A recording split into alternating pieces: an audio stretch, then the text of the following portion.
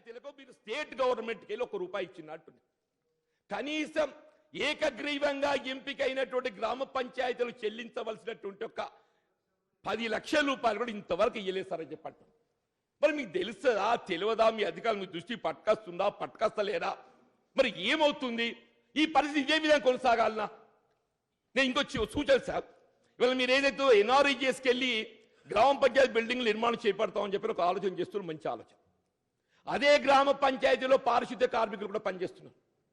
పాపం వాళ్ళకు అరకుర వేతనాలు 2000, 1500 పనిచేస్తున్నారు. వాళ్ళని మనం ఎన్ఆర్ఈజీఎస్ లేబర్ కింద కన్వర్ట్ చేసుకొని జాబ్ కార్డ్స్ వానికి ఎంప్లాయ్మెంట్ కింద ఎన్రోల్మెంట్ రిజిస్టర్ చేసినట్టయితే పేమెంట్ ఏదైతుందో ఎన్ఆర్ఈజీఎస్లో చేయవచ్చు. దాంతో కనీసం ఒక 4-5 వేలు ఆ పారిశుద్ధ్య కార్మికునికి గిట్టుబాటు అవకాశం వస్తుందని చెప్పండి. దాన్ని ఒకసారి మీరు ఎగ్జామిన్ చేయండి. నేను చెప్పిన దాన్ని అట్లా పారిశుద్ధ్య కార్మికులకు ఏదైతుందో కొంత మనం ఆదుకునే వాళ్ళం అవుతామని చెప్పారు. అధ్యక్ష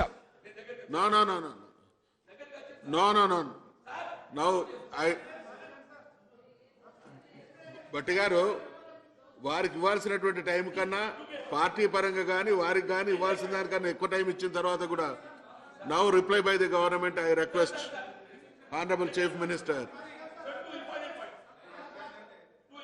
2 minutes ఓన్లీ 2 minutes మీరు కూర్చోండి. మీరు please conclude with in 2 minutes.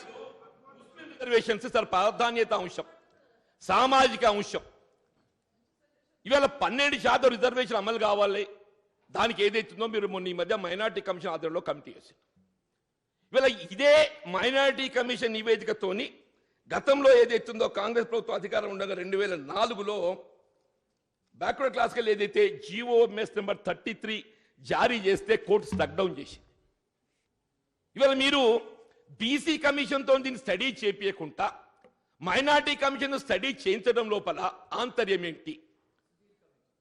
ఇది ఏ విధంగా నిలుపుకుంటుంది? ఇది రేపు 9th షెడ్యూల్లో చేర్చబడగలగన్నా కేంద్ర ప్రభుత్వం నివేదించాలన్నా ఇట్ షుడ్ బి కన్స్ట్రక్టివ్గా దాన్ని ఏదైతే మనం తీసుకెళ్ళాలి. ఆ విధంగా కాకుండా మీరు బీసీ కమిషన్ స్టడీ చేయించాల్సింది బీసీ కమిషన్ స్టడీ చేయించకుండా మీరు మైనారిటీ కమిషన్ స్టడీ చేపిస్తే ఇది మన ఉద్దేశాన్ని శంకించాల్సి వస్తుందా రాదా? మీరు చెప్పండి అధ్యక్ష. మీరు అన్నాడు ఏమన్నారు? 4 महीने के अंदर पूरा मुसलमान भाइयों को 12% तौज़ा दिलाना ये मेरा जिम्मेदार है बोल के बोले आप. 4 महीने तो कब की गुजर गए, दूसरी साल चल रहे, तीसरी साल आने वाला है. कहां तक आया सब? चल ఏమైంది రిజర్వేషన్ చెప్పంటున్నాను. ఇంకా అన్యాయం ఏంటంటే గిరిజనుల సోదరులు సార్ చెప్పంటున్నాను. పాపం వాళ్ళకు జనాభా ప్రాతిపదికన రిజర్వేషన్ సౌకర్యం కల్పించే అవకాశం ఉన్నది. ఉమ్మడి ఆంధ్రప్రదేశ్ రాష్ట్రంలో ఆనాడు 23 జిల్లాలలో 6% వాళ్ళ జనాభా ఉంటే ఆనాడు 6% రిజర్వేషన్ వాళ్ళకి అమలు చేయడం జరిగింది. ఇవాళ తెలంగాణ 10 జిల్లాలలో జనాభా అంటే గిరిజన జనాభా కేంద్రీకృతం కావడంతో వాళ్ళ జనాభా దాదాపు 10% సార్, 0.01% కొద్దిగా అటో ఇటో. వాళ్ళు ఎలా for 10% immediately they are entitled. మీరేమంటారు? నేను 12% ఇస్తా అన్నా, నేను 12 అయితే కానీ 10 ఇస్తా అని చెప్పంట. మీరు 12 ఇస్తే ఆ 2% భర్తీ చేయాలి. మీరు కాయితీ లంబాడే కానీ వాల్మీకి కానీ బోయ కానీ మీరు ఎవరితో భర్తీ చేసినా ఆ 2% లబ్ధి ఎవరికి పోతుంది? కొత్తగా చేర్చబడ్డ కులాలకు పోతుంది. వీళ్ళ గిరిజనులో కొత్తగా ఎవరి కులాలు చేర్చాలంటే ఏం కావాలి సార్? అదే కన్క్లూడ్ చేస్తారు సార్. దాన్ని ఏదైతున్నదో కేంద్రానికి నివేదించాలి. నేను ఇమీడియట్ గా మన 10% రిజర్వేషన్ గిరిజనులకు కల్పించేట బాధ్యత మన మీద ఉండంగా ఇలా 2 విద్యా సంవత్సరాలు గడిచిపోయినాయి సార్. ప్రతి సంవత్సరం 2000 డాక్టర్ సీట్లు అంటే ప్రతి సంవత్సరం 80 సీట్లు వాళ్ళు కోల్పోయింది. ఇలా తెలంగాణ పబ్లిక్ సర్వీస్ కమిషన్ ఏదైతున్నదో ఉద్యోగ నియామకాలు చేపడుతున్నది. వాళ్ళ పరిస్థితి ఏంటి సార్? వాళ్ళకి ఏదైతుందో మన జాప్యంతో ప్రతి సంవత్సరం వాళ్ళు ఉన్నత విద్యలో కానివ్వండి ఉద్యోగాలలో కానీ వాళ్ళ అవకాశాలు కోల్పోతున్నారు. ఒక విధంగా చెప్పాలంటే వాళ్ళ హక్కులను మన కాల రాస్తున్నాం అని చెప్పంటున్నాను. దయచేసి మీరు 12% ఆలోచించండి. We are not against for adding of the additional cash, it's a separate issue. మీరు ముందుగా 10% అమలు చేయండి. ఈ 10% అమలు కొరకు ఏదైతుందో మీరు చర్యలు చేపట్టండి. తదుపరి ఏదైతుందో 12% పరిశీలించండి. అట్లాగనే ఏదైతుందో మీరు ఆ 12% పేరు మీద ఉన్నది వేంది ఉంచుకున్నది వేంది అన్నట్టు ఇవాళ 10% మనకి అవకాశం హక్కుంటే మీరు 6% అమలు చేస్తుంటే 4% నష్టపోతున్నారు లేదు అధ్యక్ష. మరి అన్నింటికంటే ముఖ్యమైన అధ్యక్ష మానవ వనరులు కంక్లూడ్ చేస్తారు sir. Now reply by the government. లేదు సార్, మీరు కంక్లూడ్ అంటున్నారు, పాయింట్స్ మీద పాయింట్స్ డిబేట్ పెంచుతున్నారు. Only 1 minute. Last issue. అన్నిటికీ ముఖ్యమైనది విద్య సార్. ఇవాళ KG to PG ఆంగ్ల మాధ్యమంలో నిర్బంధ ఉచిత విద్య ఏమైంది సార్? 2 సంవత్సరాలు గడిచింది.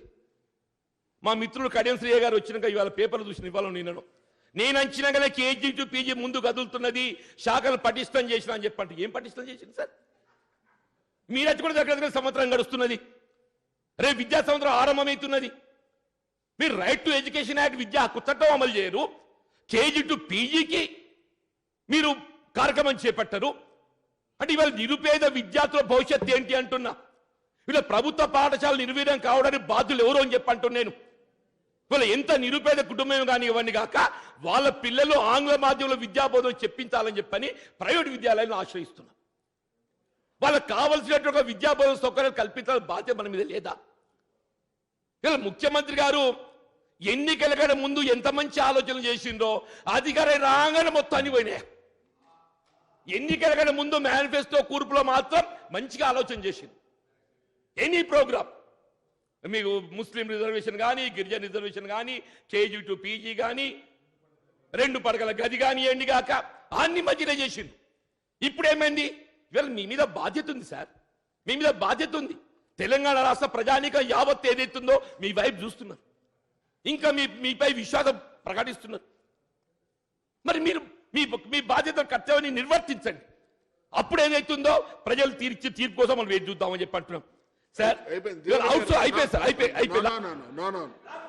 జీవన్ రెడ్డి గారు సార్, ఐఎమ్ వెక్స్డ్. మీరు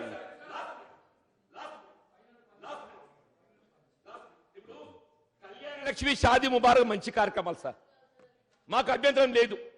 మంచి కార్యక్రమం ప్రవేశపెట్టిండు. మరి బంగారు తల్లి ఏం పాపం చేసిందే?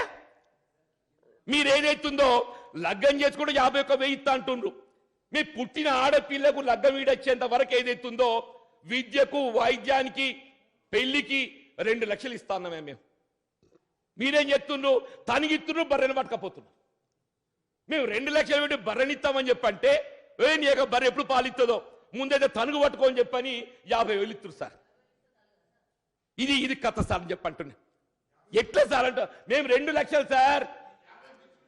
ఇంకేమంటున్నా సార్? ఇప్పుడు రెగ్యులరైజేషన్ ఏమైతున్నా sir? Only you are limiting to government employee where there are vacancies. University పరిస్థితి ఏంటి సార్? యూనివర్సిటీ ఎంప్లాయీస్ పరిస్థితి ఏంటి? యూనివర్సిటీ విద్యా బోధన ఏంటి? యూనివర్సిటీ నిర్వహణ ఏంటి? ఏ ఒక్క యూనివర్సిటీలో వైస్ ఛాన్సలర్ ఉన్నారు సార్? ఏమైతుంది? ఎందుకు ఇంత అశ్రద్ధ అంటున్నాను అనేది. మీరు దయచేసి డీసెంట్రలైజ్ చేయండి. తెల్లాలేస్తే మంత్రులందరూ మీ దిక్కే చూస్తున్నారు. మా సార్ ఏమంటాడో నేనేమని చెప్తే మీ సార్ ఏమనడు. మీరు ధైర్యంగా పని చేయండి. మీరు పని చేయకూడదు మీ సార్ అంటాడు. ఇవాళ మీరు పని చేయకపోవడంతో ఏదైతుందో మీ సారు చెడ్డ పేరు చెప్తున్నారు. మొత్తం సర్వం సెంట్రలైజ్ అయిపోయి కేవలం ముఖ్యమంత్రి కేసీఆర్ గారు ఒక్కరే ఇవాళ ప్రభుత్వాన్ని నడిపిస్తుండు. మంత్రులకు ఎవరికి స్వతంత్రత లేదు. ఇది మంచి పద్ధతి కాదు. మనం అందరం కూడా మన రెస్పాన్సిబిలిటీ మనం ఫీల్ కావాలి. ఆత్మత్యాగాల బలిదానాలతోని వీళ్ళ కేంద్రాన్ని మేము ఒప్పించి తెలంగాణ తెచ్చినామని చెప్పండి సార్. 420 మందిని గుర్తించి ఇంక 800 మంది ఎక్కడ పోయింది సార్? ఆ లిస్టు చూస్తే ఆశ్చర్యం అవుతుంది. Not found, not available. ఇదానండి జీవో జారీ చేస్తే? ఇవాళ మీరు ఉద్యమకాలంలో కేసులు ఎత్తేస్తామని చెప్పారు. మీరు ఎన్ని కేసులు ఎత్తేసిండ్రు? రాష్ట్ర పరిధిలోని కేసులు ఎత్తివేయడం మీ బాధ్యత. అట్లాగే కేంద్రం రైల్వే శాఖ ఏవైతే కేసులు నమోదు చేసిందో ఆ రైల్వే శాఖ నమోదు చేసిన కేసులు తొలగింపజేసిన బాధ్యత ఈ రాష్ట్ర ప్రభుత్వం మీద ఉన్నది. మీరు కేంద్రాన్ని విజ్ఞప్తి చేసిందా? రైల్వే పోలీసుకు రాసిందా మీరు? In view of the change in development circumstances we are requesting to withdraw the cases అంటారో ఏమంటారో దాన్ని ఎట్లా చేస్తారో మనం చేసేదే వాళ్ళకు వెసులుబాటు కల్పించాలి కదా సార్. ఆ చర్యనే లేదు. నువ్వు ఉద్యమకాలను గుర్తింపేశారు. ఆనాడు స్వాతంత్ర సమరం కొరకు ఏదైతుందో పోరాటం చేసిన యోధులకు మీరు పెన్షన్లు తీని లేకుండా లేదు. స్వాతంత్ర సమరంలో గుర్తింపు లభించింది. ఇలా తెలంగాణ రాష్ట్ర ఏర్పాటు కొరకు సమిధలైనటువంటి కుటుంబాల వల్ల మన మధ్య ఉన్నాయి సార్. వాళ్ళ కొరకు ఏదైతుందో తెలంగాణ సమర యోధులుగా, తెలంగాణ సమర పోరాటకులుగా ఒక ప్రశంసా పత్రాన్ని ఇవ్వండి సార్.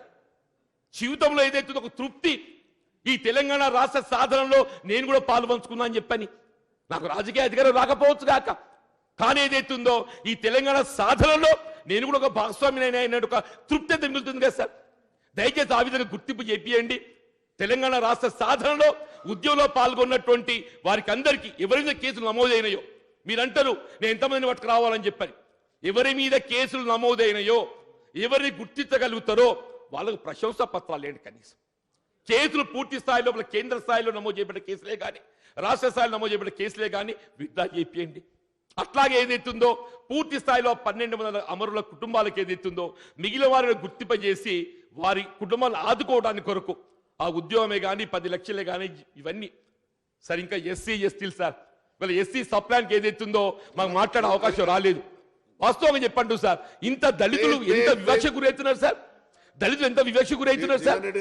ఇవాళ ఏదైతుందో మీరు 3.5 ఎకరాల భూమి ఇస్తామని చెప్పంటారు, అది పోయింది. కనీసం మా హక్కు sir SC subplan, ST subplan మా హక్కు సార్ అని చెప్పంటున్నా. ఇలా మా హక్కుగా మాకు చెందవలసినటువంటి ఒక ఎస్సీ ఎస్టీ సప్లాన్ నిధులను మీరు మళ్లింపు చేసి మాకు ఓల్డ్ ఏజ్ పెన్షన్ ఇస్తే కూడా మాకు ఎస్సీ సప్లాన్కి వెళ్ళిస్తారు. మీరు మా వాడకట్లో మోరేస్ కడితే కూడా ఎస్సీ సప్లాన్కి వెళ్ళి, ఇది ఎక్కడ న్యాయం సార్? ఈ సమాజంలో మేము భాగస్వాములు కాదా సార్? దయచేసి ఎస్టీ సప్లాన్ పూర్తి స్థాయిలో ఎస్సీ కేంద్రీకృతమైన చోట వాళ్ళ సంక్షేమం కొరకు మాత్రమే వెచ్చించబడే విధంగా మరి ప్రభుత్వం చర్యలు చేపట్టాలని కోరుతూ, మరి నాకు ఈనాడు మీరు ఈ అవకాశం కల్పించినందుకు మీకు హృదయపూర్వకంగా ధన్యవాదాలు చెప్తూ, గౌరవ ముఖ్యమంత్రి గారు ఏదైతుందో నేను పేర్కొన్న అంశాల్లో ఒక పాజిటివ్ దృక్పథంతో వీటి పరిష్కార మార్గం కనుగొనే విధంగా మరి భవిష్యత్తులో ఈ కార్యక్రమాలు అమలు పొందే విధంగా తగు నిర్ణయాలు తీసుకుంటారని చెప్పి ఆశిస్తూ సెలవు తీసుకుంటున్నాను. జై హింద్.